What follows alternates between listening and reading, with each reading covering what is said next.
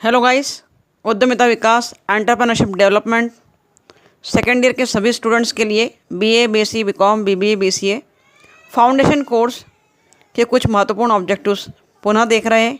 आइए देखते हैं पहला ऑब्जेक्टिव। पहला ऑब्जेक्टिव आपके सम्मुख है। यदि विकास की गति को आधार मानकर चले तो उद्यमी का स्वरूप होता है मूल प्रवर्तक का, संचालक का, लघु नवप्रवर्तक का या उपरोक्त सभी। On the basis of pace of progress, the nature of an entrepreneur will be original founder, director or manager, small innovative, above all। तो विकास की गति के आधार पर मानकर चले तो उद्यमी का स्वरूप होता है उपरोक्त सभी।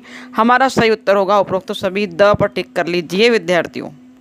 पहले ऑब्जेक्टिव में और स्पष्टीकरण अगर देखें तो किसी भी राष्ट्र में शासी द्वारा विकास की गति को बल देने के दृष्टिकोण से उद्यमियों के प्रकार जो होते हैं वो मूल प्रवर्तक उद्यमी होता है, नंबर 2 प्रबंधक उद्यमी होता है, नंबर 3 लघु नवप्रवर्तक उद्यमी होता है, नंबर 4 प्रारंभकर्ता उद्यमी होता है, नंबर 5 पूरक एवं सहायक उद्यमी होता है, नंबर 6 स्थानीय व्यापारी होते हैं। तो उद्यमी के प्रकारों को जरूर पढ़ लेंगे। विकास की गति के आधार पर, नवप्रवर्तन की योग्यता के आधार पर, आर्थिक क्रियाओं के आधार पर कितने प्रकार के उद्यमी होते हैं और सामाजिक लाभ की दृष्टि के आधार पर कितने उद्यमी होते हैं। किसी भी उद्यमी को किसी भी प्रकार को पूछ सकता है। नवप्रवर्तन की गति के आधार पर कितने उद्यमी होते हैं पूछा जाता है। इसमें से ही ऑब्जेक्टिव प्रश्न बनेंगे। निम्न में से कौन सा लक्षण उद्यमी में होना चाहिए? प्रश्न क्रमांक 2। अ नवाचार, ब जोखिम वहन करना, स पहल और द या सभी। Which one quality should an entrepreneur possess? Innovative, risk bearer, initiative, all above. तो जब भी कोई उद्यमी स्टार्टअप करता है बिजनेस का तो उसमें सभी गुणों का होना आवश्यक है। इनोवेशन भी उसे आना चाहिए, उसे रिस्क उठाने की भी कैपेसिटी होनी चाहिए और पहल अर्थात स्टार्टअप करने की क्षमता तो उसमें होनी चाहिए। इसलिए हमारा सही उत्तर है ये सभी। उद्यमी के लक्षणों को अच्छे से पढ़ लेना तो आप प्रॉपर उत्तर दे पाएंगे। उद्यमी के लक्षणों में शारीरिक और मानसिक गुण के आधार पर उनके लक्षण हैं प्रखर बुद्धि, तीव्र स्मरण शक्ति, सकारात्मक सोच, परिपक्वता, दूरदर्शिता। ये पढ़ लेंगे तो प्रॉपर उत्तर दे पाएंगे कि एक अच्छे उद्यमी के लक्षण या गुण कौन से हैं। फिर उसी के आधार पर एक अच्छे उद्यमी में व्यावसायिक एवं नेतृत्व गुण के आधार पर गुण है कुछ।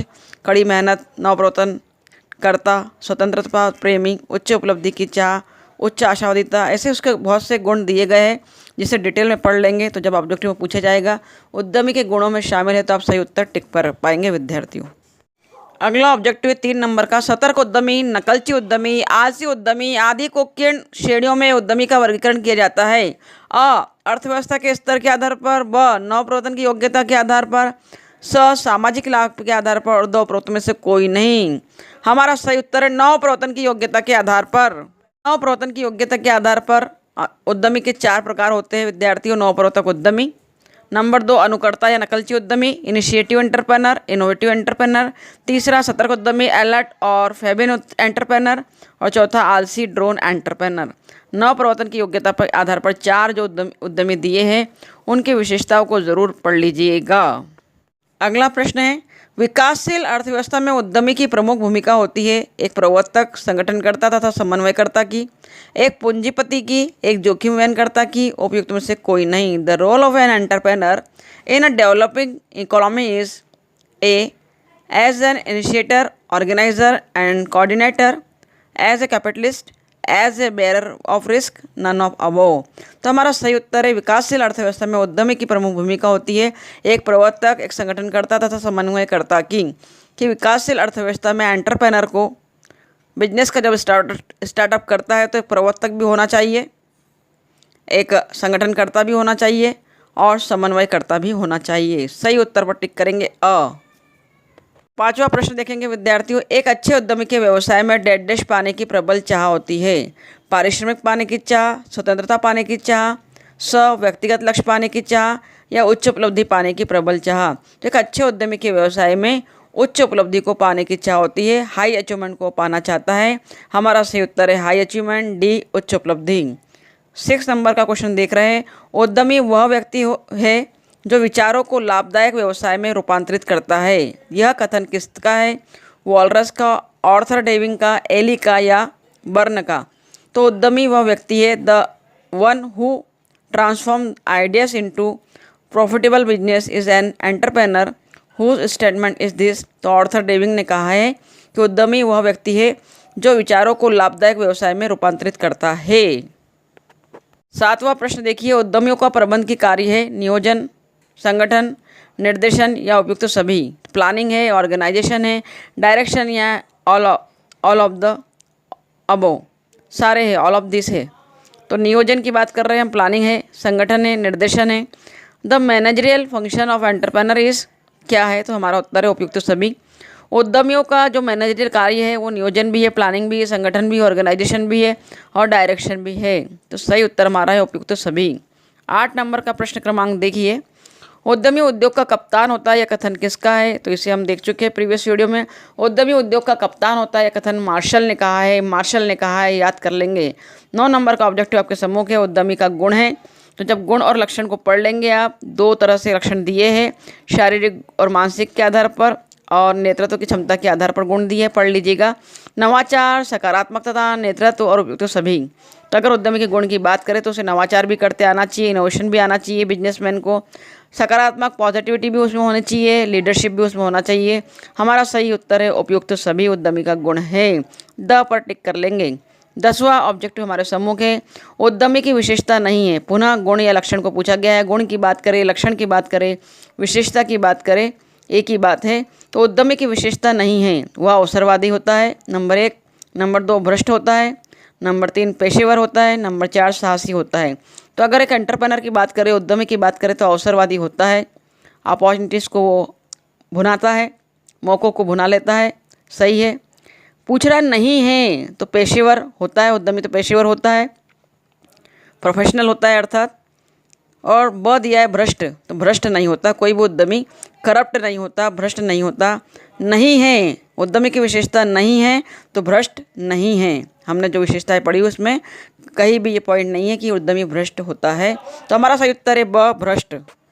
अगला प्रश्न देखिए, उद्यमिक निर्णय में सम्मिलित है, अर्थात उद्यमी के निर्णय में क्या शामिल होता है। Includes in entrepreneurial decision are व्यवसाय का प्रकार, टाइप्स ऑफ बिजनेस, व्यवसाय का आकार, साइज ऑफ बिजनेस, व्यवसाय का स्थान, लोकेशन ऑफ बिजनेस और ऑल द अबव। तो उद्यमिक निर्णय में सभी चीज़ें शामिल होती है। विद्यार्थी उसे व्यवसाय का प्रकार देखना है कि एकाकी व्यवसाय है, साझेदारी है, कंपनी में व्यवसाय करना है, स्थान क्या है, आकार क्या है, उपयुक्त सभी। हमारा सही उत्तर है उपयुक्त सभी। दूसरा ऑब्जेक्टिव है एकदम नवीनतम विचार को ही अगला ऑब्जेक्टिव है एकदम नवीनतम विचार को ही डैश डैश कहा जाता है। अ स्टैंड अप, ब सिट डाउन, स स्टार्टअप, द इनमें से कोई नहीं। Very unique idea is says as stand up, sit down, startup, none of this. हमारा सही उत्तर है स्टार्टअप। दूसरा ऑब्जेक्टिव है एकदम नवीनतम विचार को ही अगला ऑब्जेक्टिव है एकदम नवीनतम विचार को ही डैश डैश कहा जाता है। अ स्टैंड अप, ब सिट डाउन, स स्टार्टअप, द इनमें से कोई नहीं। Very unique idea is says as stand up, sit down, startup, none of this. हमारा सही उत्तर है स्टार्टअप। तो विद्यार्थियों अगर स्टार्टअप का सही आशय देखें तो सामान्यतः स्टार्टअप का अर्थ शुरुआत करने से लगाया जाता है। किसी कार्य की शुरुआत करने के विचार को ही स्टार्टअप की मान्यता के रूप में स्वीकार किया गया है। नव प्रवर्तन पर आधारित किसी व्यवसाय का विचार आने से लेकर उसे वास्तविक रूप में स्थापित करने का संपूर्ण प्रक्रिया स्टार्टअप कही जाती है। किसी नव विचार या नव प्रवर्तन की परिकल्पना को साकार करने की कला ही मूल रूप में स्टार्टअप है। और नोट डाउन कर लेंगे, प्रश्न बन सकता है, एक स्टार्टअप को उद्यमिता विकास तभी माना जा सकता है जब वो निम्न शर्तें पूरी करे। नंबर 1, जिसका मुख्यालय भारत में हो। अगर उसका मुख्यालय भारत में है तो ही वो स्टार्टअप कहलाएगा। उद्यमिता विकास तभी माना जाता है। स्टार्टअप की वार्षिक आय 100 करोड़ से अधिक ना हो, जिसको खुले हुए 10 वर्ष से अधिक ना हुए हो। ये सारी बातों को भी ध्यान रखना है आपका। और जिसका उद्देश्य नव प्रवर्तन करना हो।